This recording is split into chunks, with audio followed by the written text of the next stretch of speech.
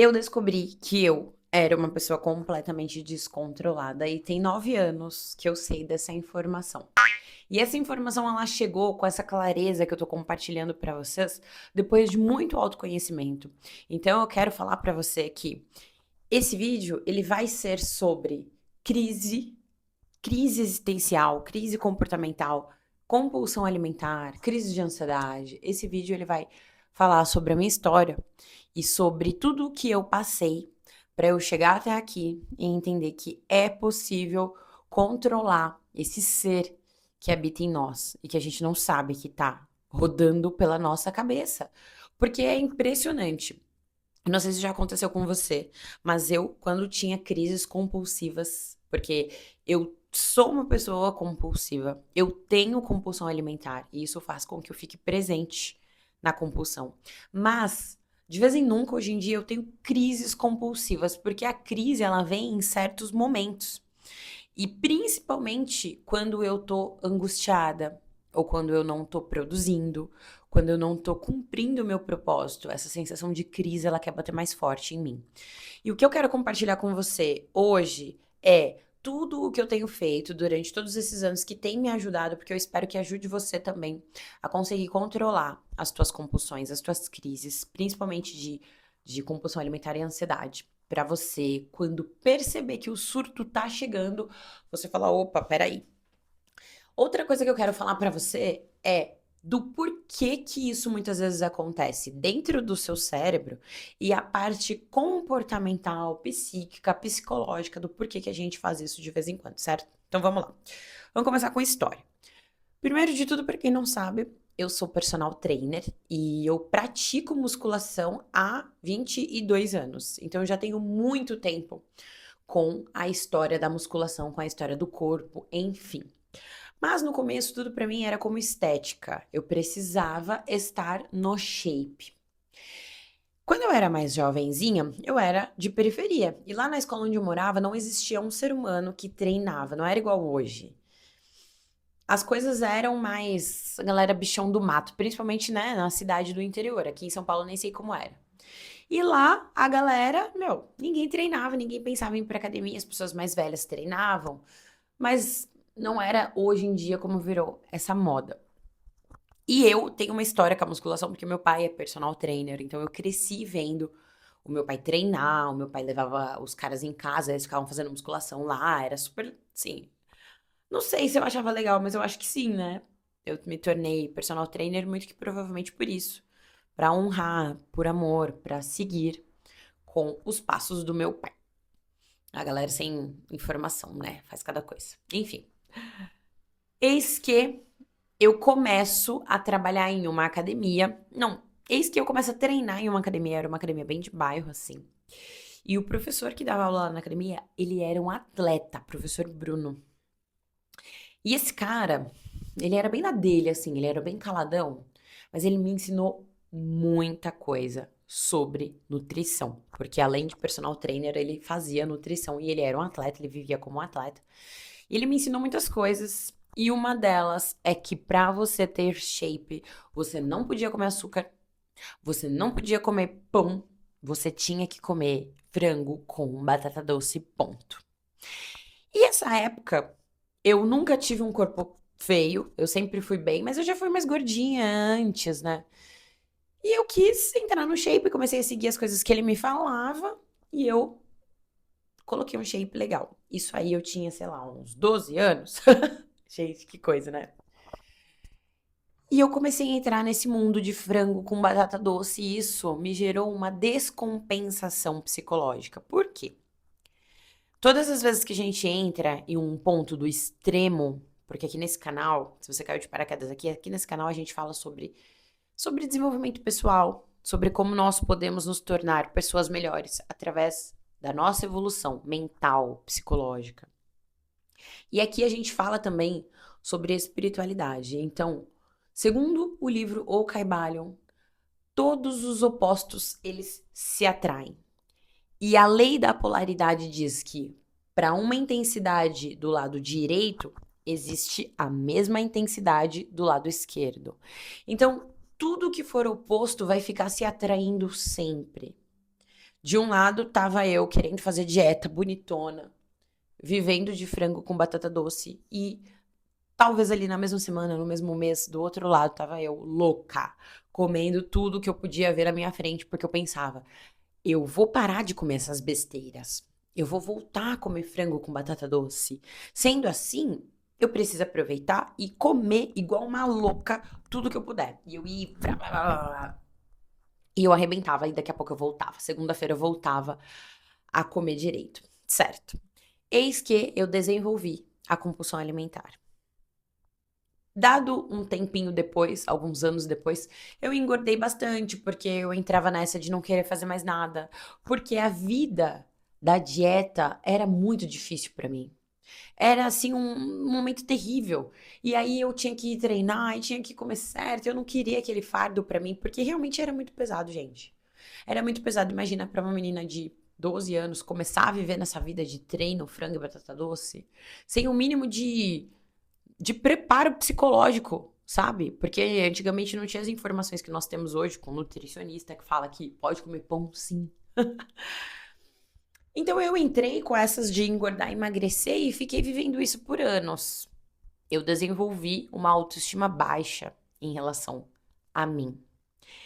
Na verdade, essa autoestima baixa que eu desenvolvi, ela só estava alta, eu achava que ela estava alta, se eu tivesse um corpo bonito, ou seja, eu me resumi ao meu corpo. Eu me resumi a quem eu demonstrava.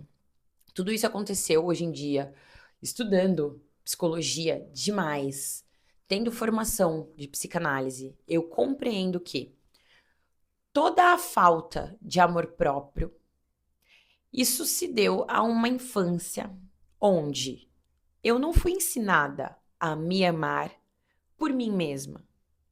Eu fui ensinada que eu só era validada se eu tinha bons resultados.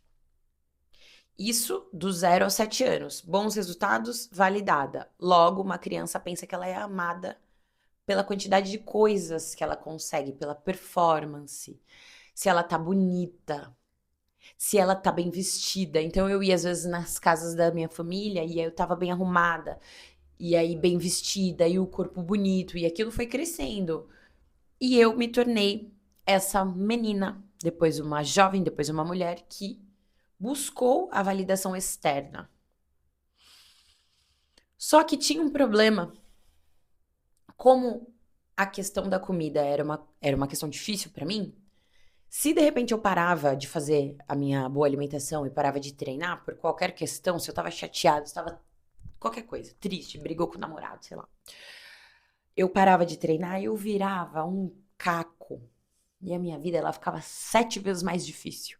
Porque aí eu queria comer compulsivamente, porque eu estava triste. Então, nós comemos porque estamos tristes ou porque estamos no tédio. Ninguém come por ansiedade. A ansiedade, ela é um outro mecanismo dentro do nosso cérebro que representa luta ou fuga. Quando a gente está ansioso, a gente não quer comer, a gente quer correr. O nosso coração, ele acelera, ninguém quer comer quando o coração está acelerado. Quando nós éramos homens das cavernas, quando o nosso coração acelerava, era porque tinha um bicho atrás da gente, a gente tinha que sair correndo para sobreviver, não parava para fazer uma boquinha no meio disso. Então a gente tinha que correr feito uns loucos. E nós estamos com esse cérebro há décadas, há séculos, há milênios, esse cérebro reptiliano que vem com a gente. E nós precisamos realmente parar para pensar, opa, peraí, será que o que eu tô fazendo é legítimo? Será que eu estou comendo porque eu tô com fome? E esse é o ponto que eu quero chegar mais pra frente do vídeo. Porque o que acontece? Quando me dava essa sensação de querer comer, era porque eu tava chateada. Era porque eu tava no tédio, mas principalmente chateada. E a comida, ela é a primeira maneira de liberar dopamina, é a maneira mais rápida. Você come uma coisa gostosa ali, um chocolate, o seu cérebro faz piu, dopamina, dopamina, dopamina. Você fala, nossa, que maravilha. E ali, de repente, eu precisando de ocitocina, que é quando a gente quer companhia, quando a gente precisa do toque, do afeto humano, que muitas vezes eu precisei e eu não tive, ou da minha mãe e do meu pai, ou depois um afeto masculino, porque de repente ali era aquele momento de carência, era onde eu comia e aí eu comia descontroladamente. E teve um momento da minha vida que eu tive uma pequena depressão. Eu conheci um cara e esse cara, ele era indisponível emocionalmente e também ele não estava solteiro. Mas quando eu o conheci, eu não sabia disso. E a gente teve um rolo enorme, né? Na verdade, a gente praticamente namorou. E esse cara demorou pra me contar que ele tinha um relacionamento. Quando eu descobri que esse cara tinha um relacionamento, eu entrei numa depressão muito profunda, porque eu tava muito apaixonada, a menina do interior, 23 anos. Foi aí onde eu fiquei louca e comi, mas alucinadamente. Foi a pior fase da minha vida. Eu chegava na minha casa, ou antes mesmo de eu chegar em casa, eu passava na frente do Divino Fogão, que eu trabalhava dentro do shopping, eu passava dentro do shopping pra voltar pra casa, eu comia pudim, tava gastando todo o meu dinheiro em comida. E eu chegava em casa, passava no mercado, comia uma lata de leite condensado no gargalo, assim, ó, a ponto de ficar diabética. Foi surreal. E já dando aula, já sendo professora de educação física, mas mesmo assim eu tava tão chateada que só a comida me confortava. Eu não conseguia parar pra pensar.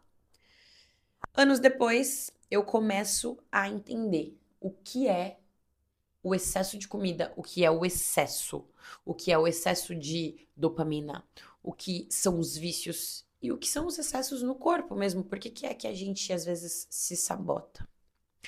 E eu comecei a entender o que eu precisava fazer para parar com essa autossabotagem. E o que me salvou, pode ter certeza absoluta que foi a meditação. Porque o que acontece? Quando você medita, o que é que você vai aprender em primeiro lugar? Em primeiro lugar, você vai aprender que você precisa prestar atenção no momento presente, no aqui e agora. E isso é uma das coisas que a gente mais perde no meio do caminho. Com todo esse monte de tecnologia e celular, e aqui, ó, por exemplo, tem um monte de luz, um monte de coisa, você tá com um monte de informação e o seu cérebro, ele vai entender o tempo todo assim, ó, preciso prestar atenção em tudo aqui, ó. E você se perde no momento presente. Uma boa ideia para você compreender o que que é você sair do momento presente é quando alguém tá conversando com você. Imagina que você tava vendo esse vídeo aqui, ó. Você prestou atenção em 100% das coisas que eu tô falando até agora? Ou teve algum momento que você se perdeu porque você foi pensar em alguma coisa e quando você menos espera, eu tô aqui fazendo essa pergunta pra você. Você prestou atenção do começo do vídeo até agora? Ou você perdeu alguma palavra, alguma frase? Às vezes você não sabe nem como foi que eu cheguei até aqui. Vai ter que voltar um pouquinho pra entender. Isso é sair do momento presente. E às vezes a gente pensa que tem coisas muito místicas quando falam sobre meditação em momento presente, aqui, agora, o poder da agora. Não é místico, mas é mágico.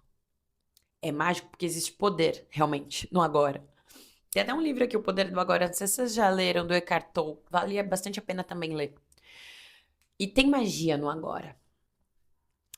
Quando você começa a compreender que você tá lendo um livro, aí quando você menos espera, você passou 7.000 páginas, quando você bate o olho, você fala, caraca, como que eu cheguei nisso aqui? Você perdeu o momento presente, você perdeu a oportunidade que você tem, única, de fazer algo no agora. E quando a gente tem um pico compulsivo, a gente sai dessa linha do tempo, do agora. A gente sai, a gente perde esse momento. O presente, ele vai pros cambal.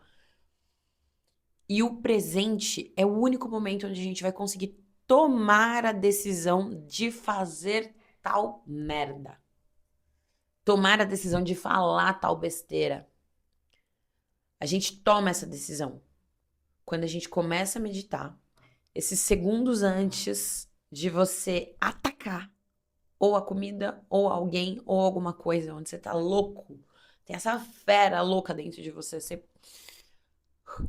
Você consegue parar esses 5 segundos, 10 segundos que seja, porque é nesse momento onde você toma uma decisão. Eu vou fazer essa bosta ou não vou fazer essa merda, vou acabar com a minha vida ou não. Sabe quando você vai falar alguma coisa pra alguém desagradável? É isso. Você pensa. Tem pessoas que não conseguem, tem pessoas que só vomita a dor que ela tá sentindo em alguém. E tem pessoas que já seguram, analisam, prestam atenção, pô, será que vale a pena? A mesma coisa acontece com a comida.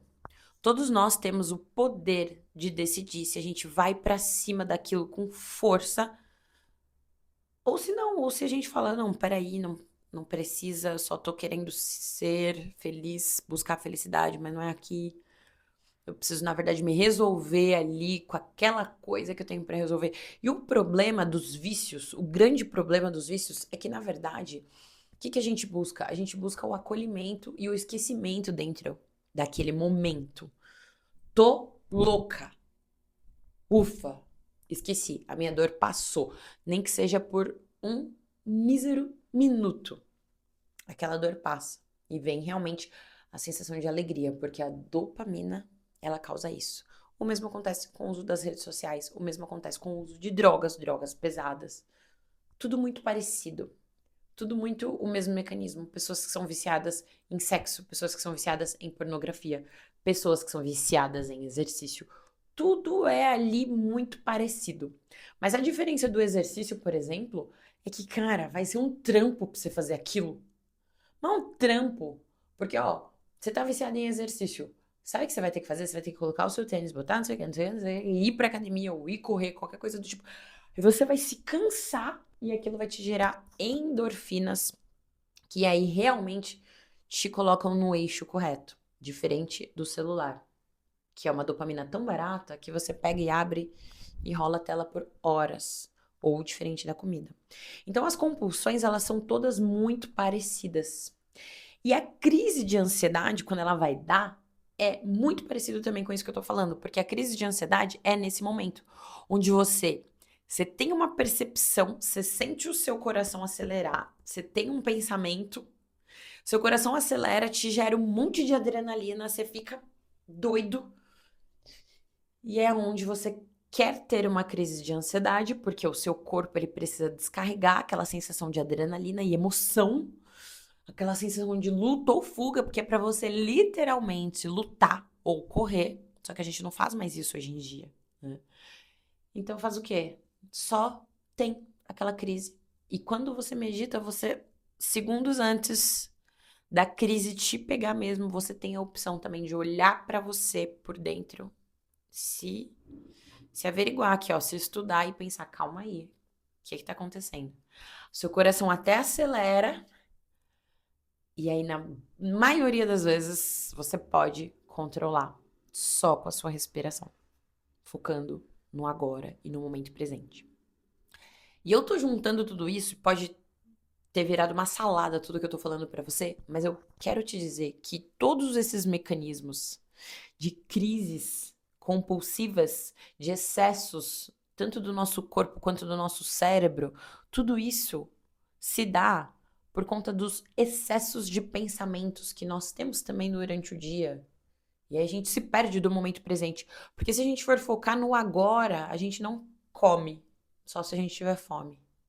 Se a gente for focar no agora, a gente não xinga aquela pessoa. A gente pode até falar grosso, a gente pode até ser mais duro com ela, porque o momento merece, a ocasião pediu, assim como a comida. Mas é uma escolha, é uma decisão. Você não faz porque você não tem escolha, você não faz porque você só pira e fala, cara, eu preciso comer. Então é muito importante que psicologicamente a gente entenda tudo isso.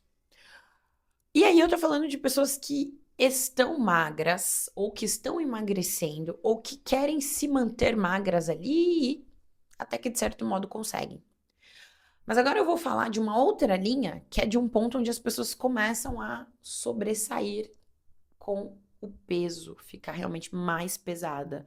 E pessoas que se tornam até obesas, homens e mulheres que não podem emagrecer, não podem, porque dentro de suas cabeças existe um mecanismo de defesa contra o corpo magro.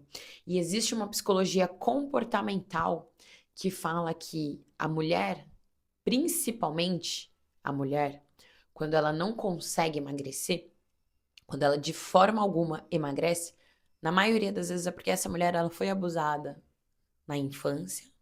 E aí quando ela se torna mais velha, maior adulta, ela tem medo de que se ela for bonita, de que se ela for atraente, de que se ela for uma pessoa que é desejável.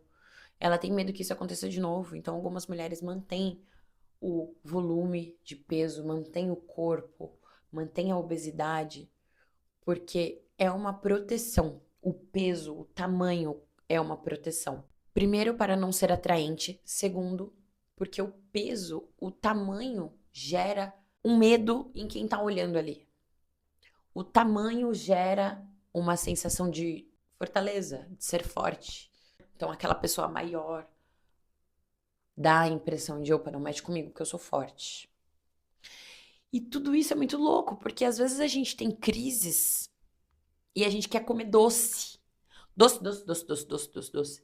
E isso também é uma parte que pega a nossa criança, a criança interior que tem dentro. Eu, por exemplo, sou uma pessoa que eu passei muitos anos da minha vida vivendo em pobreza. A gente era pobre. Minha mãe era empregada doméstica, meu pai foi embora de casa, minha mãe teve que se virar. Então não tinha muita coisa em casa.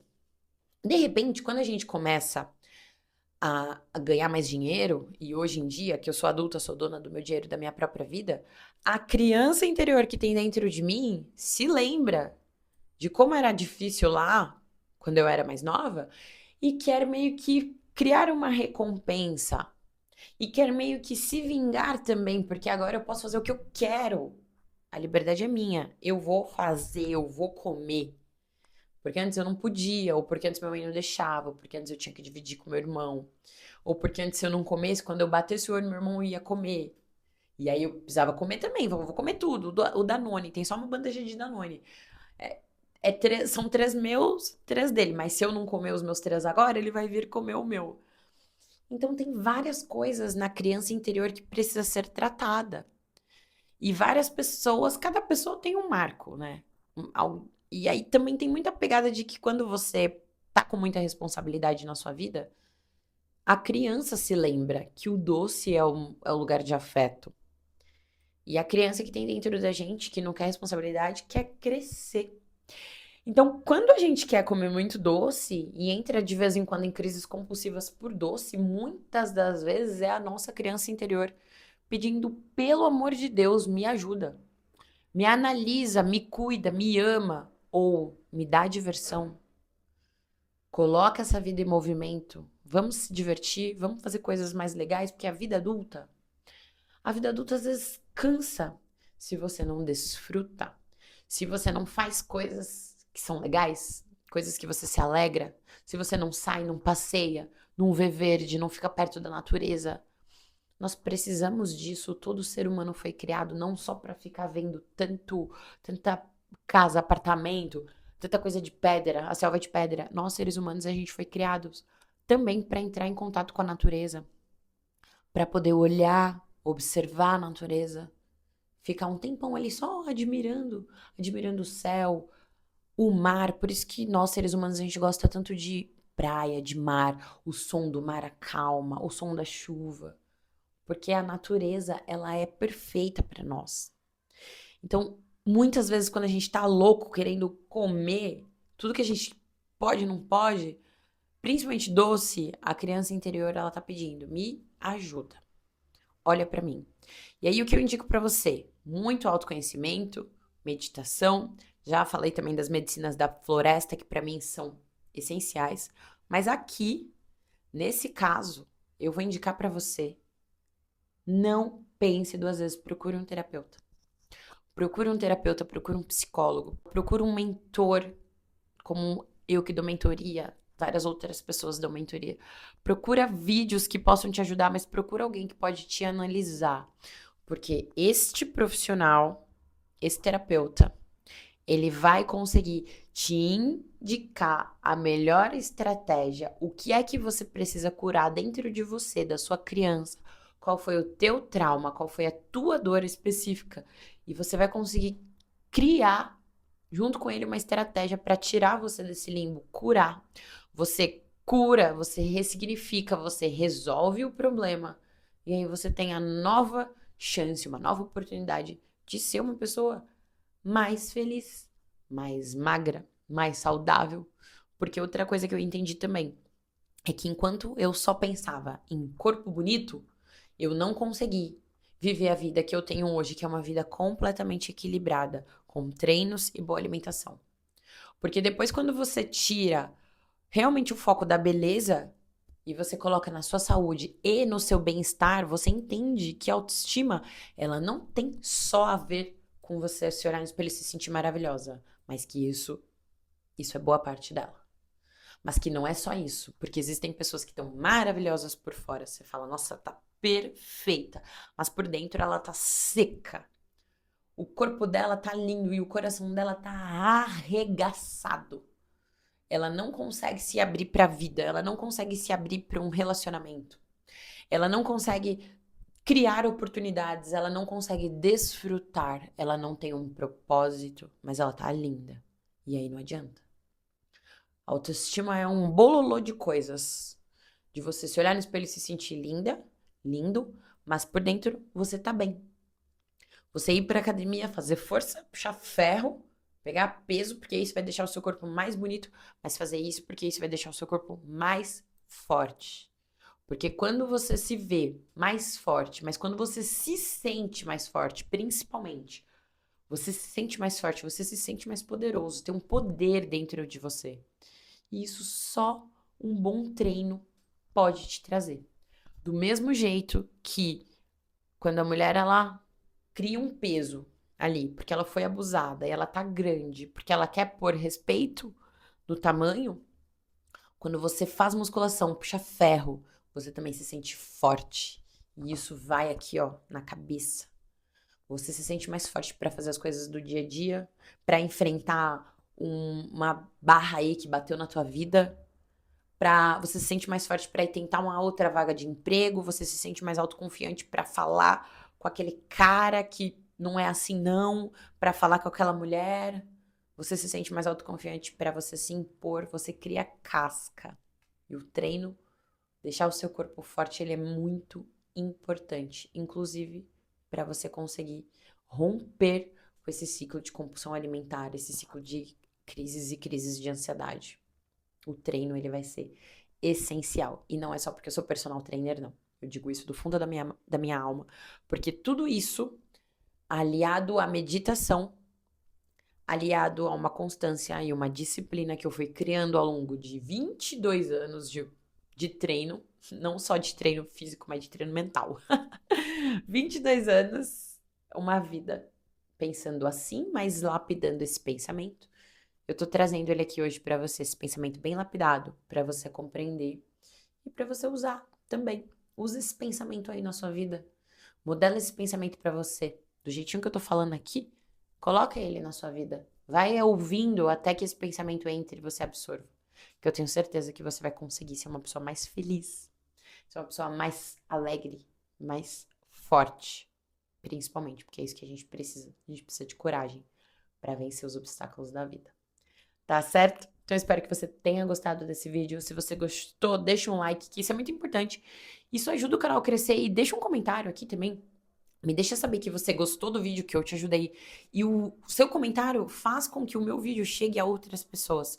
Vamos fazer com que este canal cresça, porque é um canal de desenvolvimento pessoal. E vamos fazer com que essa mensagem ela atinja outros homens, outras mulheres e outros jovens. Porque quando eu era jovem, eu queria muito ter ouvido alguém chegar com esse pensamento prontinho já lapidado pra mim e me entregado. Toma, Bruna. Pensa assim, ó. Tem que ter equilíbrio. É legal, nananã. Pensa assim, pensa assim, come assim. Pode comer pão. Pode comer chocolate. Vai ter que ser tudo na boa, né? Não precisa só viver de frango com batata doce, não. Tá certo? Então é isso. Muitíssimo obrigada e até o próximo vídeo.